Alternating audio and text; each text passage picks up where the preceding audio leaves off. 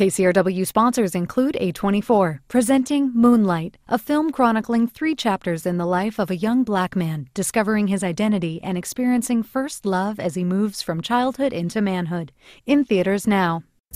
On To The Point, we try to make sense of the policy debates and the political sideshows on the campaign trail. Neither party's agenda really aligns with who its coalition is today. It was the dumbest speech I have ever seen in my life of covering politics. When people walk into a voting booth, at the end of the day, they do say, I really should vote for someone smarter than me. I'm Warren Olney. To The Point has you covered for the 2016 campaign.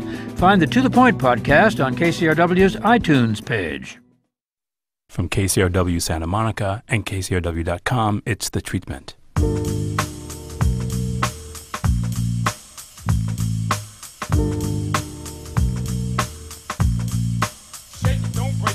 Welcome to The Treatment. I'm Elvis Mitchell. I've been trying to get my guest, now author and actor Rainn Wilson, to do the show for a while, but between his schedule and my schedule, it's been kind of awful. He's here finally. Of course, we know him as Dwight from The Office. He managed to get Dwight to write the foreword to his terrific autobiography. The book is called The Bassoon King, My Life in Art, Faith, and Idiocy, and all those apply. First of all, Rainn, thanks so much for being here. Thanks for having me, Elvis. I'm glad I got to come down and sit in this basement with you. Before we shutter this place for good. But one of the things I think is so wonderful about the book is it manages to be sensitive and funny so much at the same time. And at what point do you find that note was so easy for you to strike in the writing of it? You know, when I was pitching the book, I told the editors, Dutton, the whom nice you people mentioned at quite Dutton. prominently in the book of you. Yes, because they're tied to the Nazis in a very interesting. Bertelsmann used to be a Nazi publishing propaganda company, now owns half of the world's publishing. Anyway, I'm not going to go there. I told them, listen, it's going to be 85% funny, and it's going to be 15% profound, or trying to be profound. So, because something that was important for me to talk about in any book about me was a little bit of spirituality, a little bit of my life's journey, my artistic journey. This was an important part of my story, and I wanted to get it across. But mostly I wanted to make people laugh, and so hopefully there were some hilarious hijinks in there as well. I think there are, but when you mentioned spirituality, you reminded me of one of my favorite sections of the book. I think in this old pancake section where you're talking to Ed Helms comes up to you and says, I didn't know that creativity and spirituality could be the same, which I thought was kind of an amazingly profound thing to hear from somebody.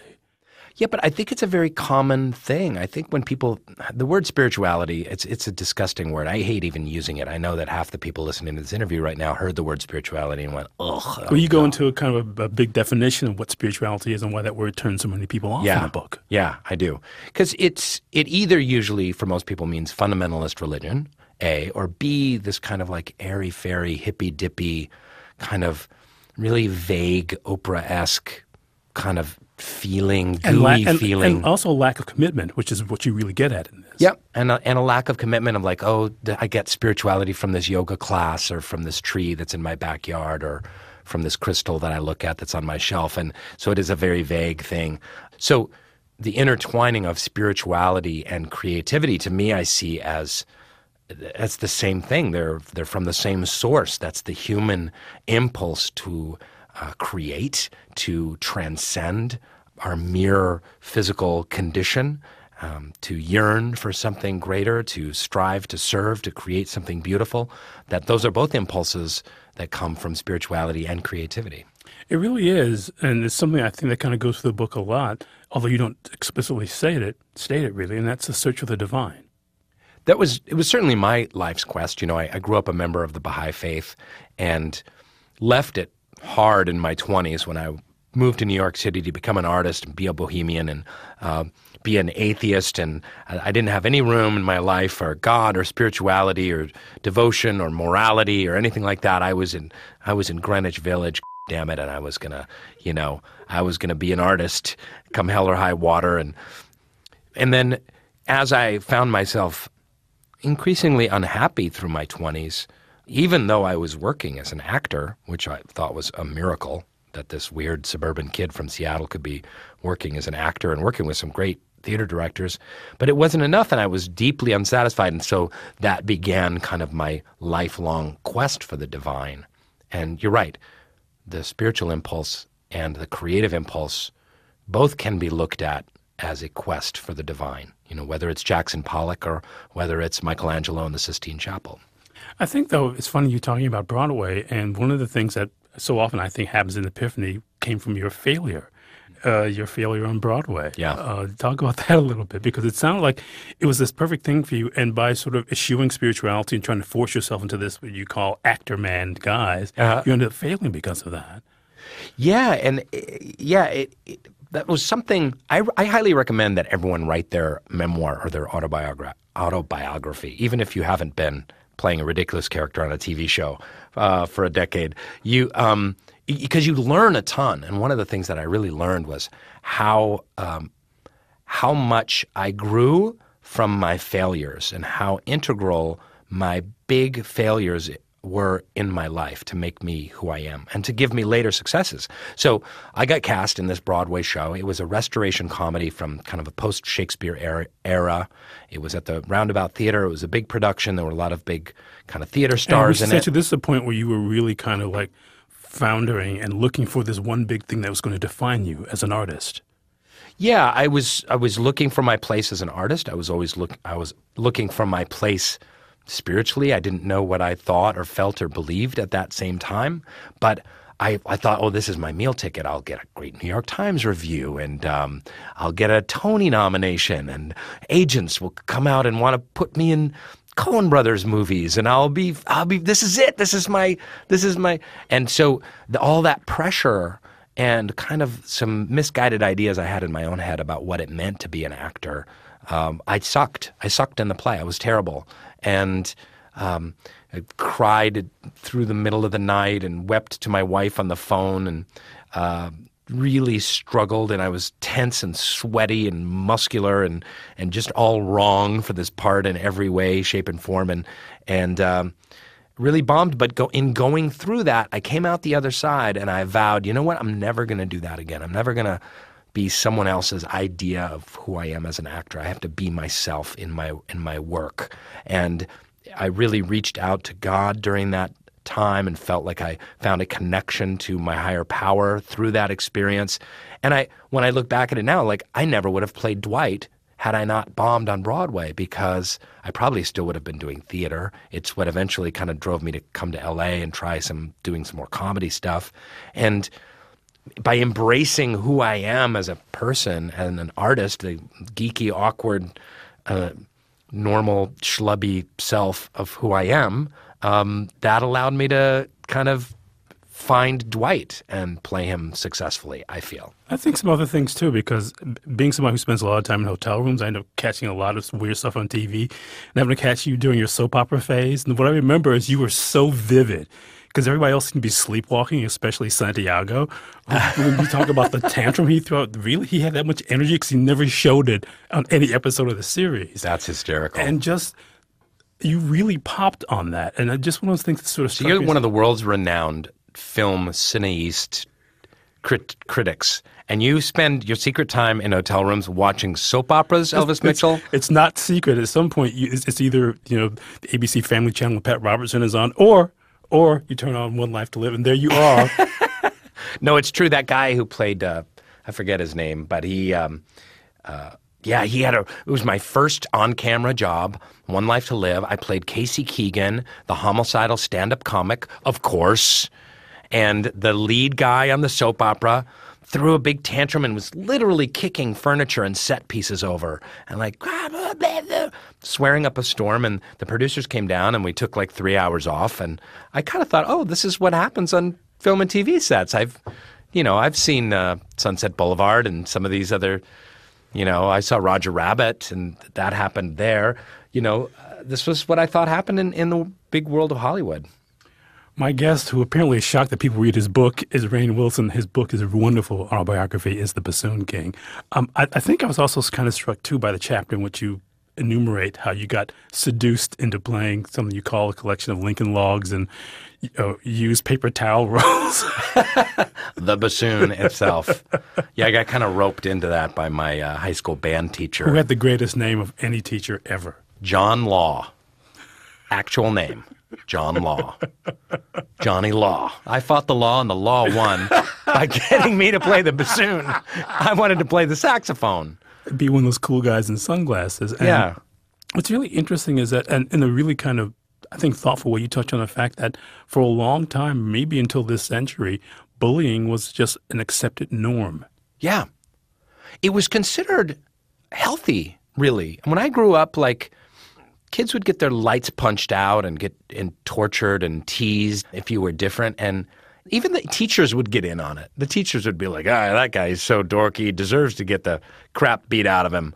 You know, there was it was like, it'll toughen him up. It's good for you. There was that underneath it. And it's just not. It's really so not good for you in any way.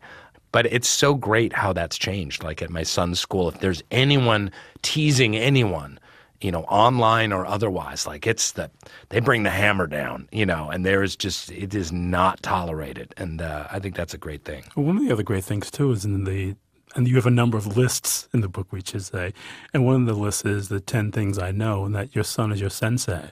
Yeah, yeah.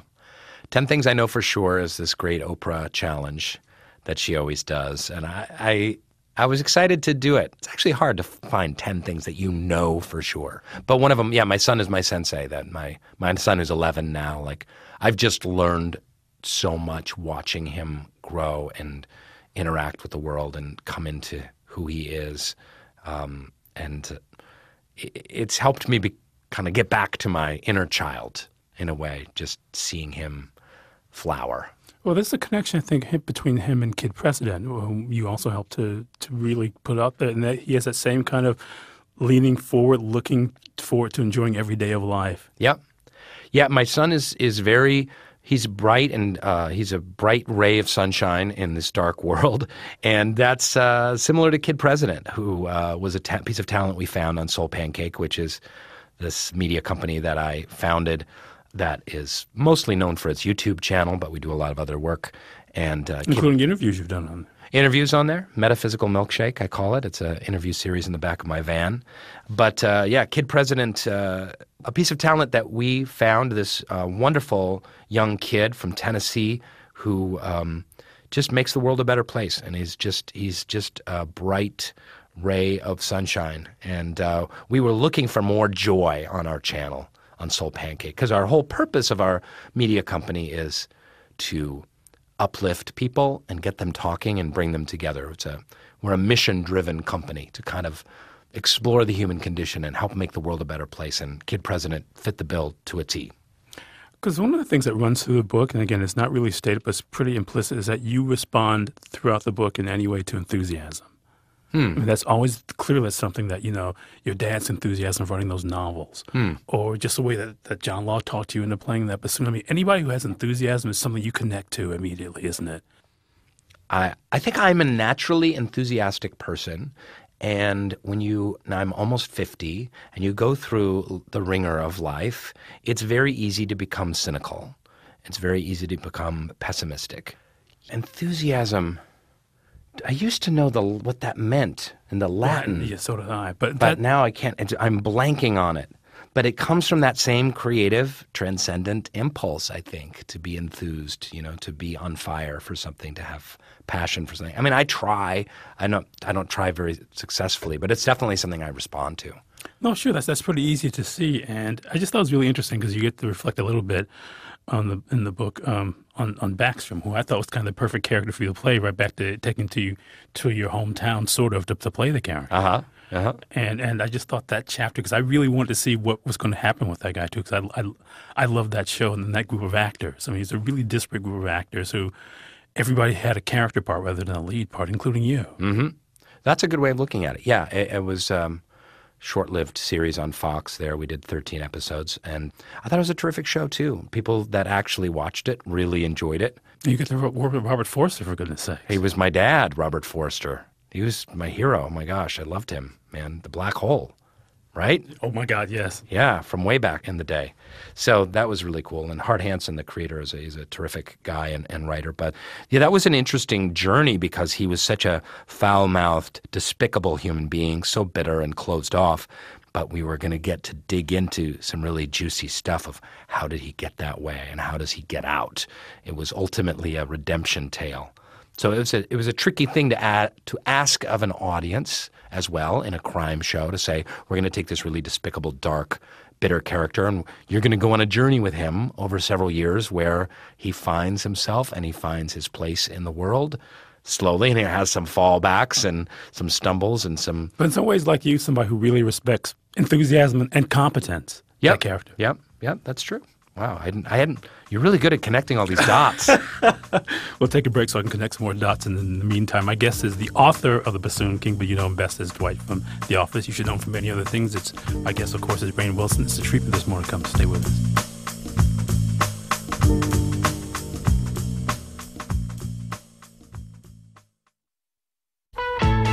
Browse the KCRW store and shop for vacations, wine classes, frequent flyer miles, dinners, and merchandise. Shop to support KCRW only at kcrw.com/store. Welcome back. It's The Treatment. I'm sitting with the author of The Bassoon King, and you know him as an actor, of course, Rainn Wilson. We were talking a little bit before the break, I guess, about the search for spirituality and enthusiasm. And I think you found it in one of the most unlikely of places when you got to go and spend time doing incredible work in Haiti. And there's a section of the book I want you to read that speaks to that. Okay, here goes.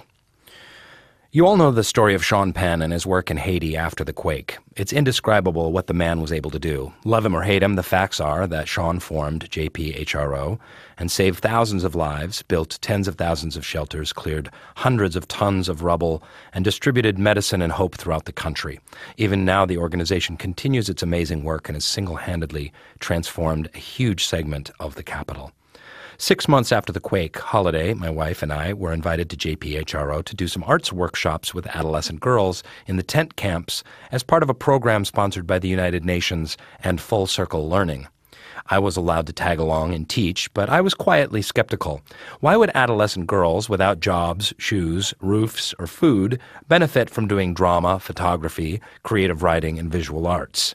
They needed job training and pants and fresh water, not theater games, poetry, and pretty pictures. Boy, was I wrong. The girls came in shy, insecure, timid, and filled with fear. Teenage boys from the surrounding tents gathered around the, quote, community center that had been built for us, a 20-foot by 20-foot mud patch surrounded by a wood fence and a straw roof, with chickens, pigs, and naked babies running around under our feet, and jealously jeered as the girls filed in to do the work. One of the most eye-opening experiences was when we asked the girls some personal questions about themselves in a simple getting-to-know-you exercise. One of the questions was, what is your favorite color? With the boys leaning in over the fence, the girls were shame-faced and quiet. As they attempted to answer, we had a powerful realization. No one had ever asked them what their favorite color was before. That's a remarkable thing to me because, first of all, it speaks to me about your responding to that thing. That spark in them that need to be awakened, and which we get to see flower, which you got to see flower in your time there, didn't you? In that first 2 weeks workshop that we did with them, they transformed. From the moment they came in, these shy, I say shame-faced girls. Girls are just treated as just workers in Haiti. They boil the water and take care of the kids and fetch the food and sell in the markets and clean, and they're put to work when they're 9 years old. And by the end, when they were showing their photographs and doing their theater and singing their songs and reading their creative writing and their poetry, they had transformed into young women, and it was beautiful and powerful. And so that started Holiday and I, my wife and I, to found L'Idée, a nonprofit in Haiti. Right now we're doing the same work with almost 500 girls in rural Haiti. And it's been really exciting to be a part of. And you get to see, too, that they respond to enthusiasm as well, don't they? They do. They get to respond to that when they are told, when they are showed that they're important, and that people want to listen to them, and people care, and care about what they create and about their souls and who they are. They flower and come to life. And that really begins their educational journey, more than just giving them a bunch of textbooks and math exercises and reading exercises. If they don't believe in themselves, how can they learn? And this gets back to me that looking for something transcendent, something bigger than you, looking for the divine. That's even a part of this too, isn't it? Yeah, I think education is the key to unlocking, I guess you'd call it the divine in all of us. You can look at it in different ways. Yeah, education unlocks people's potential and the potential to give back. Arts education gives people a voice. It did for me. I'm sure it did for you as well. I had some great teachers who believed in me, who saw a spark in me. I've been able to have a really rich, fruitful, amazing life with some great experiences because of it, and I just want to share that. I don't want people to think, though, that the book is, because there's so many colorations in the book, and I guess I laughed at the part where you reveal your inner theater snob, because one of my favorite sections, too, at the very beginning, is when you and Dwight have a conversation about your favorite TV characters. And these are all these sort of sad clowns who the thing they all shared in common, and I think the thing you responded to, because I get it out of you as well, is an incredible sense of timing that they all had, all these guys.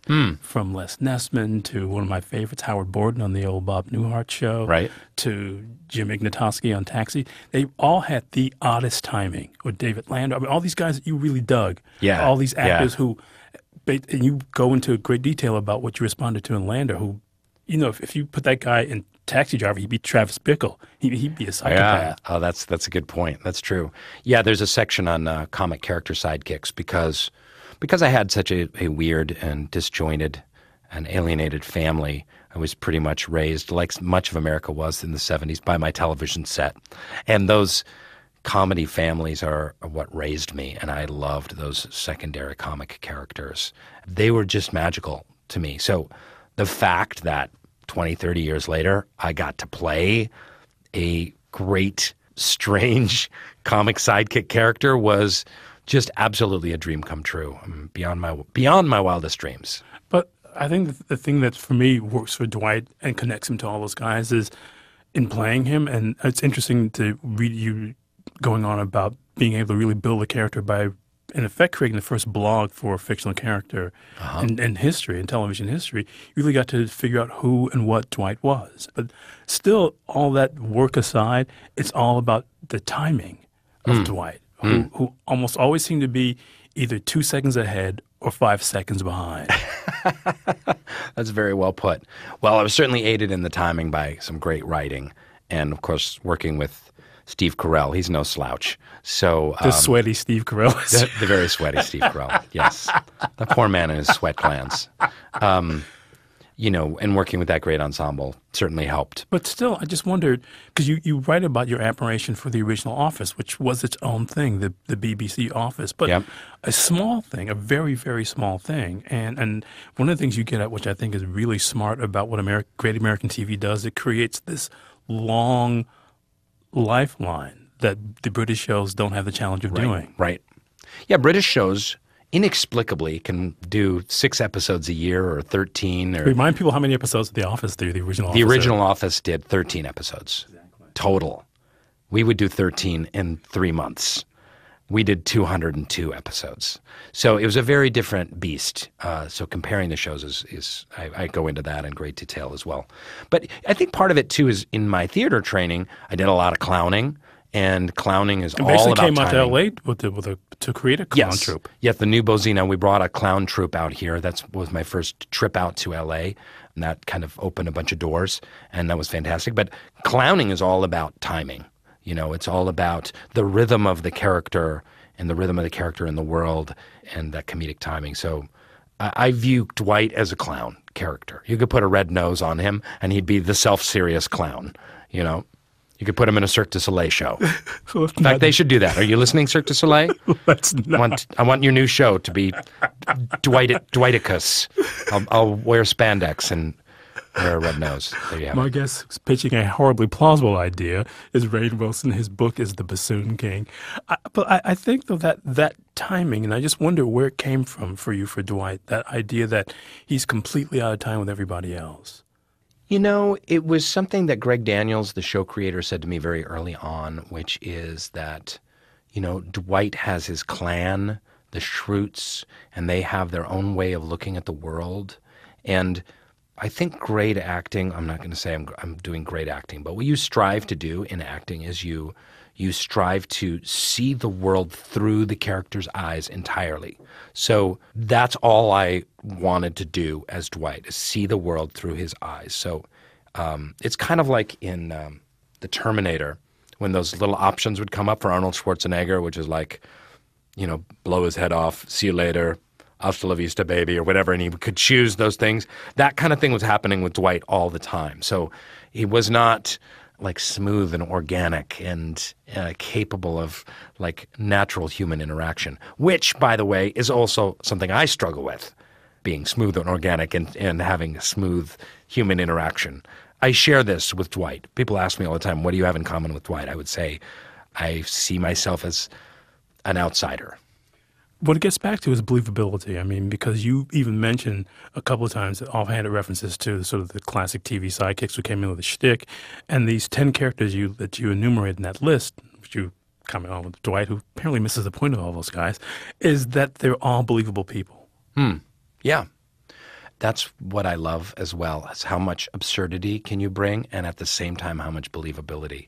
And that balance is where I think great comedy lives, in kind of maximum absurdity and maximum believability, and just riding that line. And it was, sorry to get all fancy on your ass, but it's very Anton Chekhov. It's very Chekhov, of these absurd characters that they're heart-achingly real at the same time. And you now have a play you're working on yourself. Yeah, I'm doing a play. I'm doing a one-person show that was written by this great New York playwright named Will Eno. He's been a friend of mine for a long, long time. It's called Thom Pain, Based on Nothing. And it's at the Geffen, and it's a very profound and peculiar piece of theater. It's a man coming out in front of an audience, and he talks at that audience for about 68 minutes, and it's poetic and it's comedic. And he's in terrible pain and trying to make sense of his life. And he uses the audience. It's also very interactive with the audience at the same time. It's a very strange piece of theater. It's not a one-person show of like FDR sitting in his wheelchair by a fireplace talking about the Battle of Normandy or whatever. It's not that kind of one-person show. And it's also not a one-person show of, written by the person who tells stories of their life growing up. It's almost like a Samuel Beckett meets stand-up comedy. Wow. But you've got me thinking, because again, too, what you said in describing the play is it really is an interactive piece. So it's about feeling the energy in the room and inviting people to be part of that with you, which is, when you're really doing it, it's a different show every night, isn't it? It really is, and that's why I really believe that. I know you come from the film side of things, but I think the greatest artistic experiences I've ever had have been in a theater. That being said, there's nothing worse than bad theater. Bad theater is so much worse than even the worst film. Well, you actually mentioned a character in the book, in the movie I happen to really like, that if you flipped it 3 degrees, it would be comedy, but in fact it's not, and that's the lead in Super. That was maybe my greatest film experience that I got to do. James Gunn wrote and directed it. He of course, did Guardians of the Galaxy last year, and you spoke about Taxi Driver. It's Taxi Driver as it's Travis Bickle as a superhero. But it's also that horrible thing about what it would be like if superheroes are actually hitting people with wrenches. And, yeah. I mean, you feel the physical impact of all the violence. The consequences of that, of blood and violence and the vigilantism behind being a, quote, superhero. But all that, it does it with a tremendous amount of comedy and heart, too. It's a great film. I'm very proud of it. Thanks so much for doing this, Rainn. Really, thank you. Thanks, Elvis. The book, again, is called what? The Bassoon King, and My Life in Art, Faith, and Idiocy. And the play is? The play is at the Geffen Playhouse in Westwood here in L.A., and it runs from January 8th through February 14th, and it's Thom Pain, Based on Nothing. My guest, who's almost named after one of the victors of the Peloponnesian Wars, is Rainn Wilson. His book is The Bassoon King. Recording engineer who also mixes the show is Kat Yords, edited by my associate producer, Blake Veit. I don't play a bassoon by any way, mean, or fashion. It's the treatment. To catch up on past episodes of The Treatment, go to KCRW.com or listen on your smartphone with KCRW's mobile apps, or subscribe to the podcast on iTunes, Stitcher, or wherever you listen to podcasts. The Treatment is produced and distributed by KCRW Santa Monica.